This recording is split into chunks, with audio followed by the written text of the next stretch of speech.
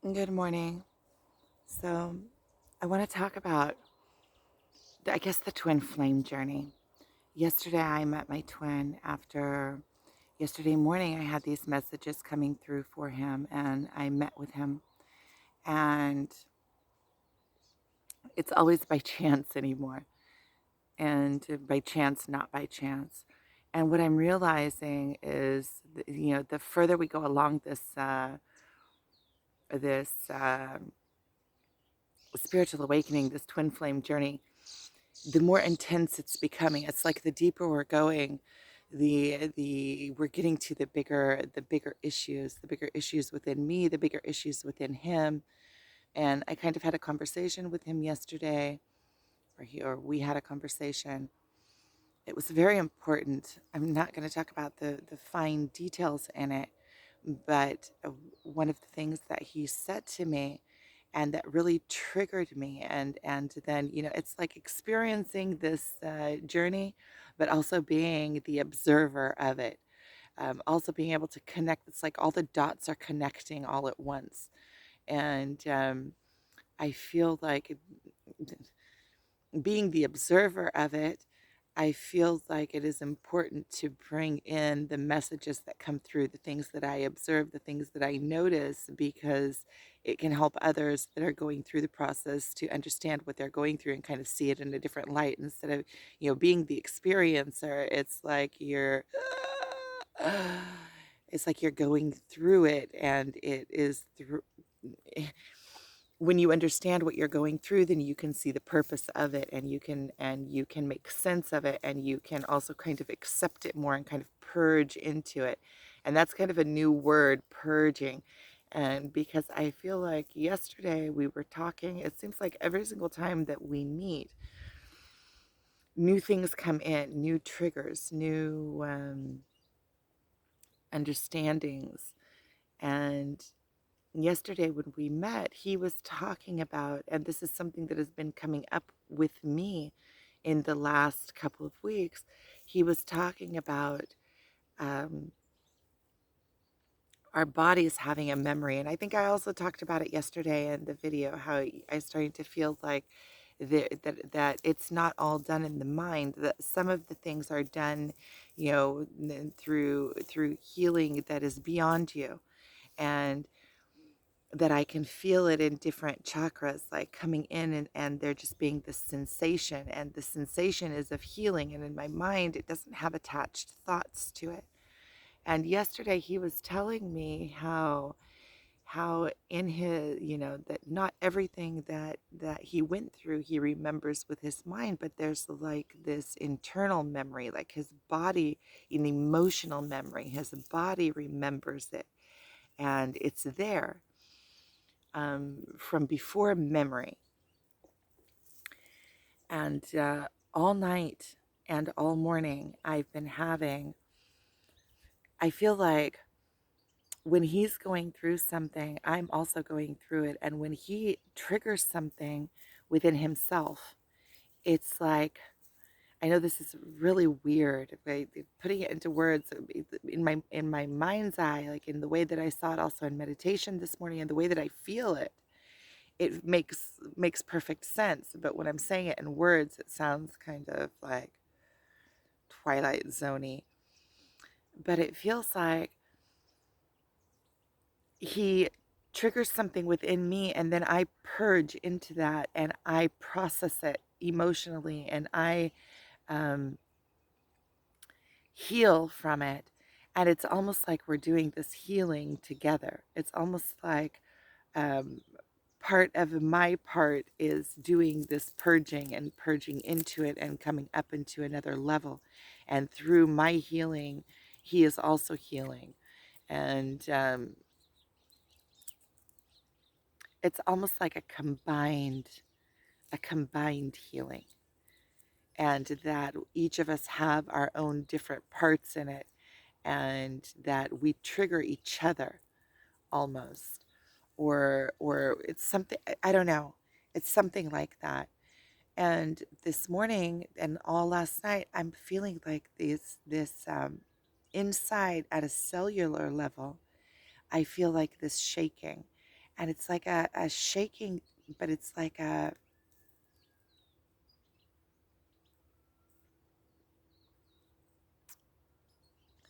see, on the one side, it's really uncomfortable, but on the other side, it feels like healing. It feels like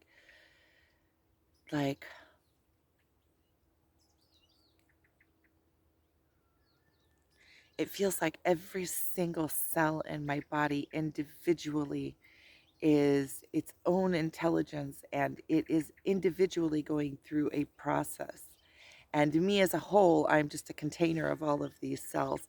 And it's not something that comes with coherent thoughts. It's at the body level. It's at the level of each individual soul going through each individual cell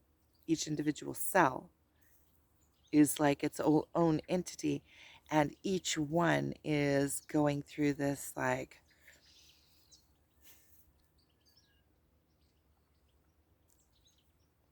I don't even know how to explain it. I can feel it's like all of my insides are shaking. Everything in me is shaking, um, but at a cell level. It's like everything is vibrating to this like high pitch vibrate, and I can hear it sometimes. It's like my ears are ringing. It almost feels like I'm detached from the outside world, but I'm not, in a strange way. It's and then I started feeling like that I can see on this twin flame journey how see, if I've known it until now, I've known, but it just keeps getting deeper and deeper to deeper and deeper levels, that like he triggers me. He triggers me, ignites me, triggers me. Every time that we meet, I get new triggers, and it's like you have this wheel turning, and you're walking alongside it, and you keep giving it like little you keep pushing it forward so it keeps on going. And that's how I feel every time that I meet him, and every time that we have a meeting. And it's not like he has to do anything, it's just being, just the things that he says within me trigger something. It's like this loop that we're creating. And like I was saying yesterday, and the one and like I was saying yesterday about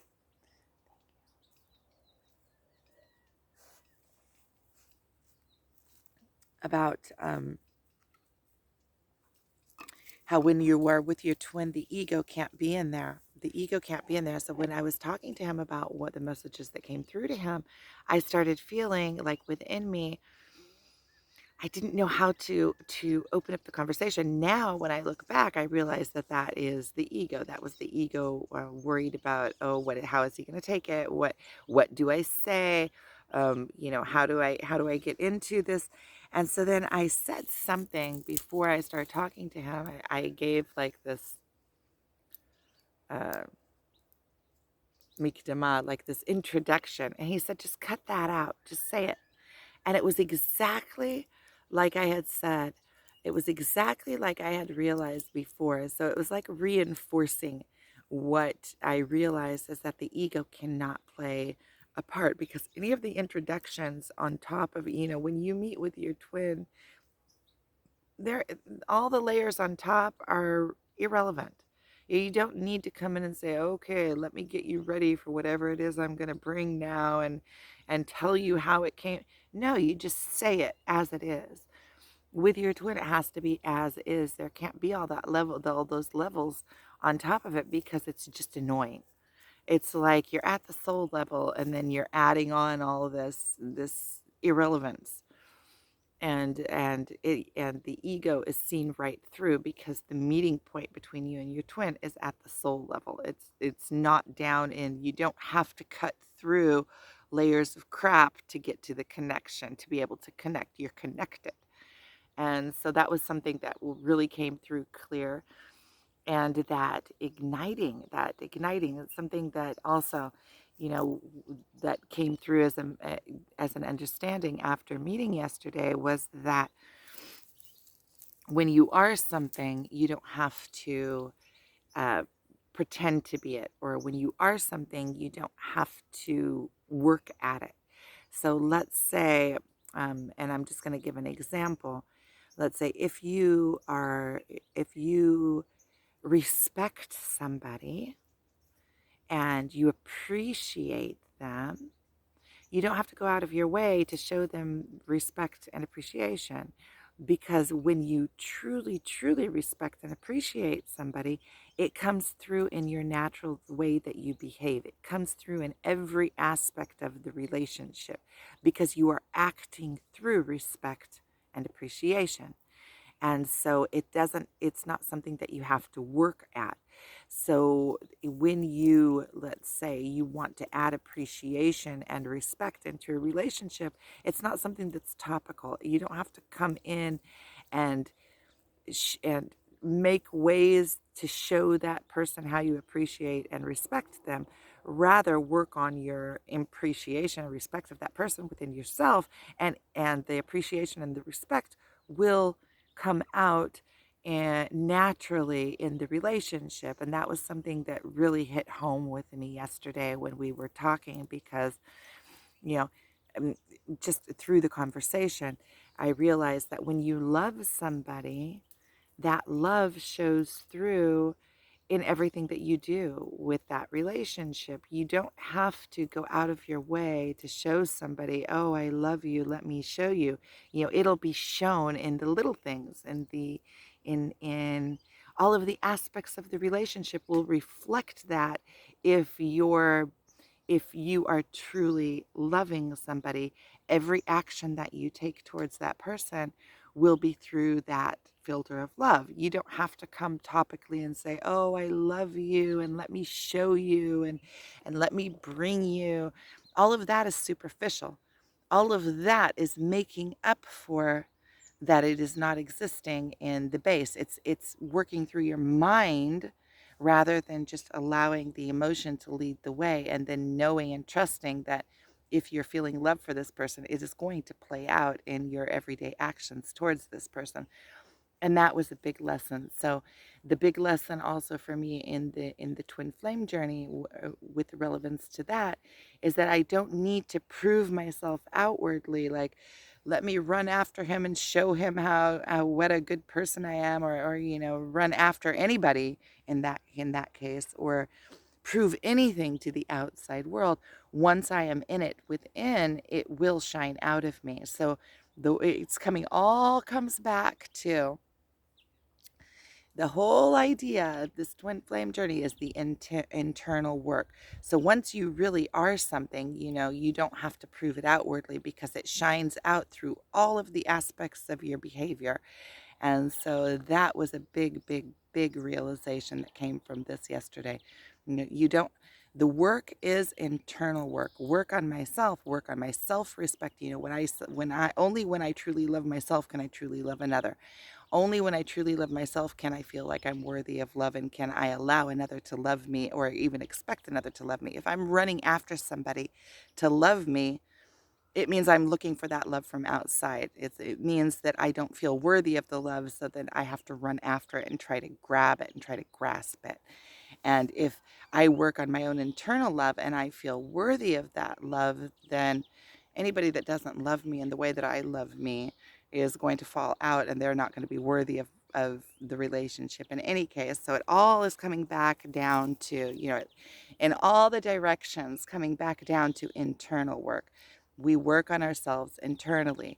We work on our own self respect. Only if when I respect myself will I expect others to respect me in that way. Only when I love myself will I expect others, will I even be able to believe that others love me in that way. Um, so it keeps on coming back to the same point. So all of the chasing energy and all of that, when you bring it back you can bring it back. You don't need to chase somebody to love me when I love me. It's more like a magnet. When I love me, I'm expecting the world to love me, and whatever you expect comes to be. It's kind of like manifesting. So I need to go and get my son off to school. I'm happy about this because I've kind of processed what what came up from the conversation yesterday and from the meeting yesterday, especially that internal shaking. I kind of feel like that is a big one. That is when you get to a place where the work is being done without my mind. I can just allow myself to, not run away from it, just allow it to happen, and it's happening on its own.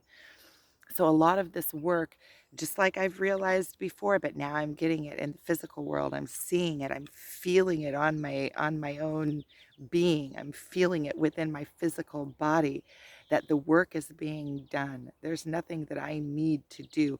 This whole process, the more I let go and surrender into it, and that was also something that came up in the conversation yesterday, is more surrender, just surrender.